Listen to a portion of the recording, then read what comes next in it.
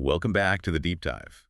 If you live anywhere near water, freshwater, brackish, or marine, you are witnessing one of the biggest silent environmental crises of our time, the overwhelming spread of non-native species. Yeah, it's happening everywhere. These invaders, they're causing billions in damage and just fundamentally changing ecosystems across the globe. It's an escalating global threat, absolutely. Uh-huh. And puts resource managers in, well, frankly, in a possible position. Totally.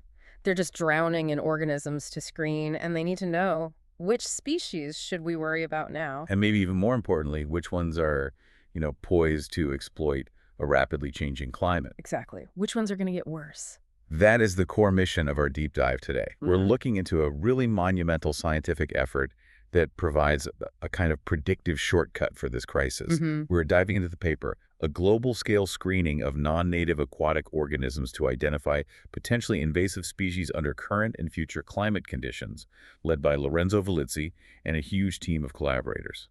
And this is such a landmark paper, I think, because it really tries to shift management focus. Yeah. Moving from just reacting to invasions. Towards predicting them. Precisely. It establishes a unified, universal framework for what we call hazard identification, which is critical if we actually want to get ahead of the problem. Okay, let's unpack this then. We need to understand the tool they built, the ASISK, and the absolutely staggering scale of the data collection involved. Oh, it's massive. And what the findings tell us about future climate risk, and maybe what these generalized global thresholds mean for environmental policy, well, everywhere. Right.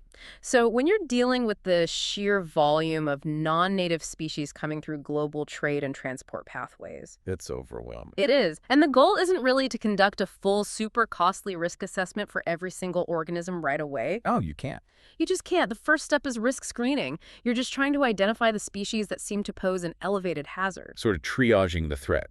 Exactly. Finding the ones that warrant that much deeper, more time-intensive dive, the full RA. And the mechanism they use for this global screening is called the Aquatic Species Invasiveness Screening Kit, or ASISK. What makes this particular tool so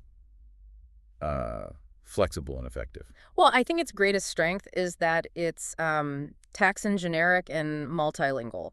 Meaning whether an assessor is looking at a mollusk down in Brazil, or maybe a plant in Europe, or a fish in Asia, they can use the same standardized system. Ah, okay. So it standardizes the data input. That's the key for global comparison. And the protocol itself, I understand it's structured into two main parts. That's right. The whole process involves 55 questions. Now, 49 of those questions make up what's called the Basic Risk Assessment, or BRA. Okay. And this covers the fundamental stuff like biogeography, dispersal potential, life history, basic biological impact, the basics. Scores here can range from -20 up to 68. But it's the forward-looking nature that really distinguishes this work, isn't it? If the BRA covers the current risk, how did they even begin to model what happens 5, 10 years down the line with climate change? I think it's the brilliance of the last 6 questions. They form the Climate Change Assessment, or CCA. CCA, right. And these questions are specifically designed to evaluate how predicted future climate conditions, things like rising temperatures, changes in water flow, maybe increased salinity, how those might alter the species' ability to establish, disperse, and cause impact. So you end up with a composite score then, BRA plus CCA. Exactly. A composite score which can swing between -32 and 80.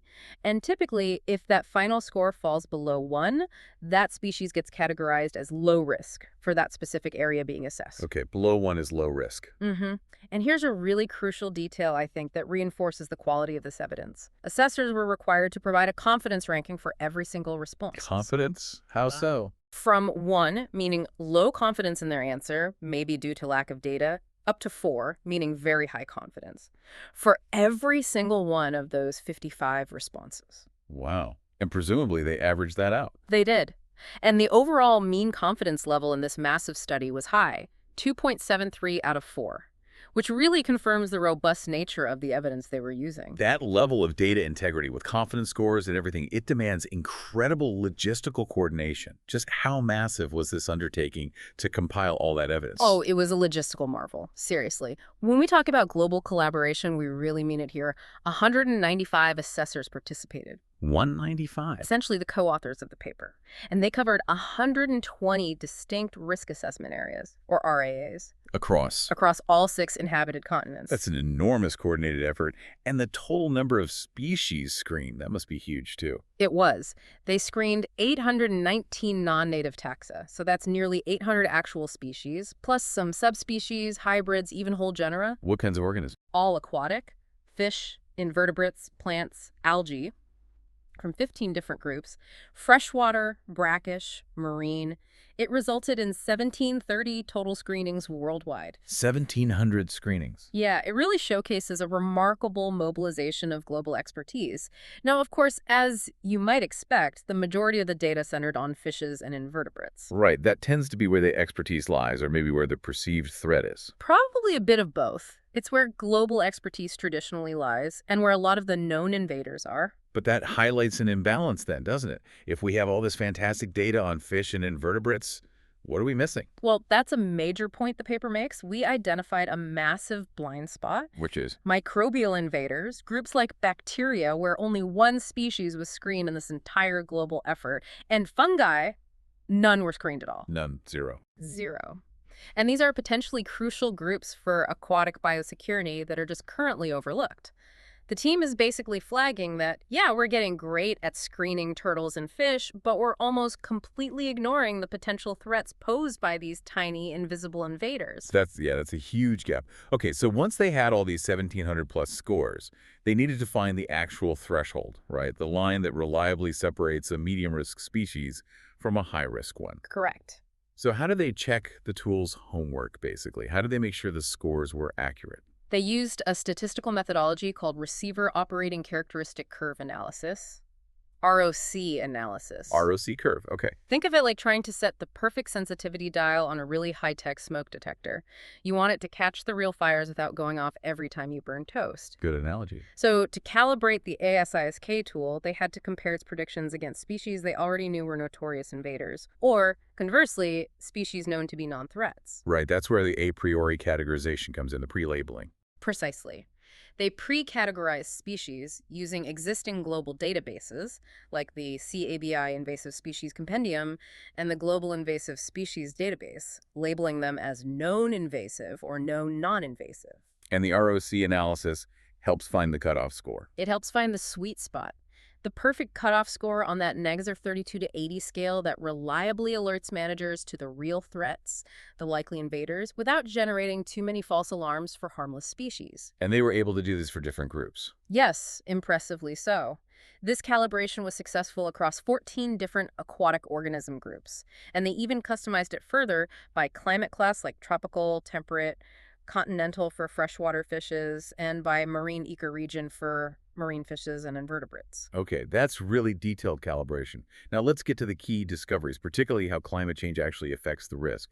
What happened when they compared the BRA score, the current risk, to the BRA plus CCA score, the future risk? Well, the findings were quite sobering, actually. They looked at the delta, the difference between those two scores for each screening. The change. Yeah, the change. And they found that the differences were overwhelmingly positive.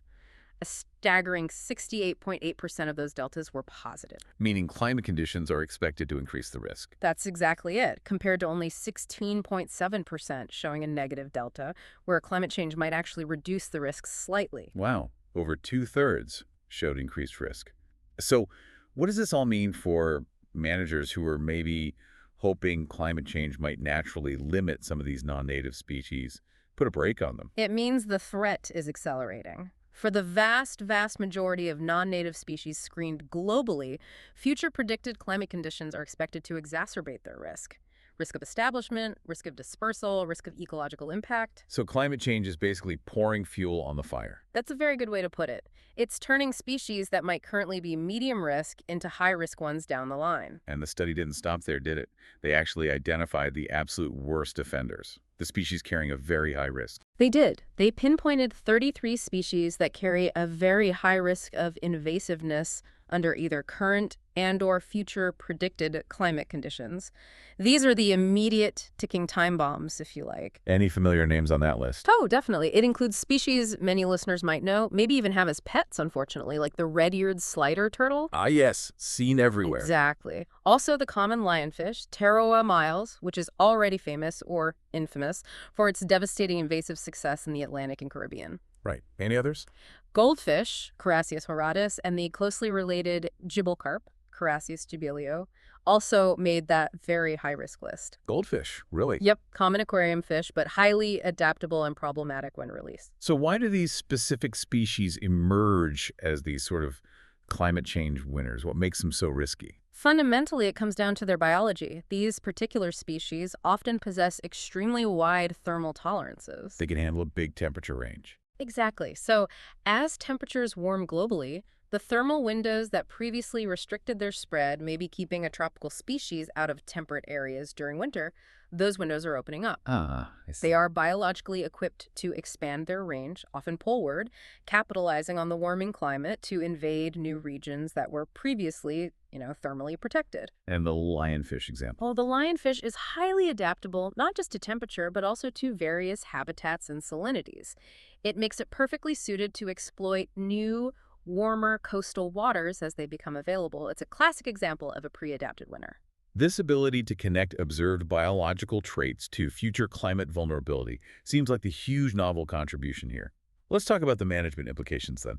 Since these thresholds, these cutoff scores, were calculated using such a massive globally verified data set, how should, say, a local environmental manager apply these findings? This is where the generalized global thresholds become incredibly valuable, especially for what they call rapid risk screening. Rapid screening. Yeah.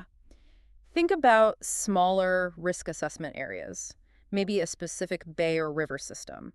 Or think about countries with limited scientific resources or budgets. They probably can't afford to run their own huge local calibration studies. Right, they don't have 195 experts on call. Exactly. So for them, these globally derived thresholds provide a strong, defensible, evidence-based baseline that they can apply immediately to species they're concerned about. And the reliability of this tool is high, especially when it comes to predicting a bad outcome, catching the invaders. Absolutely. The study demonstrated extremely high overall accuracy across the board. But the critical finding for risk managers, the thing that lets them sleep a bit better, was the near total absence of false negatives. Meaning it didn't miss the known bad guys. Pretty much, yeah. Species that were already classified as invasive in those global databases were almost never wrongly classified as low risk by the ASISK tool using these thresholds. Okay, that's crucial. It gives managers a high level of certainty. They can act with confidence based on the screening result. So a manager using this system, maybe facing a new species arriving at a port, can quickly funnel that species into one of, say, 3 practical pathways. That's right. The screening helps them prioritize. They can flag species for 1, immediate rapid management action. Maybe small-scale eradication if the species has only just arrived and is containable. Pathway 1, rapid response. 2, species that definitely must undergo a full comprehensive risk assessment before being permitted for entry or wider use. The ones that look dodgy but need a deeper look. Pathway 2, full assessment needed. And 3, species that, based on this screening, should probably be restricted or banned outright from importation. This is crucial for controlling pathways like the ornamental pet trade or aquaculture, which are major sources of introductions. Pathway 3, restrict or ban. Very clear. Okay. Before we wrap up, let's just quickly revisit that data gap we touched on earlier. The lack of data on microbial invaders, bacteria, fungi. That still feels like a significant blind spot in our global defenses, doesn't it? It really is, and the paper is very clear about this. It highlights it as a high-priority gap for future research. We desperately need greater collaboration between traditional invasion ecologists and fields like microbiology and mycology. Bridging those disciplines. Yes. Because these bacteria and fungi are so small, they often go unnoticed. They are the very definition of invisible invaders. And the truth is, we simply don't have the basic biological information needed for many of them to screen their invasive potential effectively using a tool like ASISK yet. So the questions in the kit don't even apply, or we can't answer them. Often, yeah. We just don't know their dispersal mechanisms, their impact potential in the same way we know about fish or plants. It demands a whole new scientific focus. Well, despite that gap, this global effort, spearheaded by Vilizzi and those 195 co-authors, it really does provide a truly actionable roadmap, doesn't it? I think so. Decision makers now have a standardized, globally verified system to predict hazard. It allows them to better prioritize their limited resources against the most likely aquatic threats. Focusing efforts where they're needed most. Exactly. And the core takeaway, I believe, is a potential shift in mindset. We're hopefully moving or enabling a move from purely reactive containment To proactive prevention. Yes, armed with advance notice about which organisms possess those biological traits, those thermal tolerances that make them likely climate change winners, poised to expand their impact, possibly exponentially. Indeed. We now have a much better idea of which organisms are the ticking time bombs, and crucially, why. Which, thinking about it, raises one more important question, perhaps for you listeners to ponder. Given that the ASISK relies heavily on current scientific literature, and we've just discussed that huge identified gap in screening bacteria and fungi, how many other invisible invaders might we be currently missing in our global risk assessments? Microbes, maybe even viruses perhaps, that are already subtly changing nutrient cycles, food webs, disease dynamics in ways we can't even detect yet. Yeah. It's a concept that really demands we broaden our definition of what an invasive species actually looks like and where the next major threat might come from. Something to think about.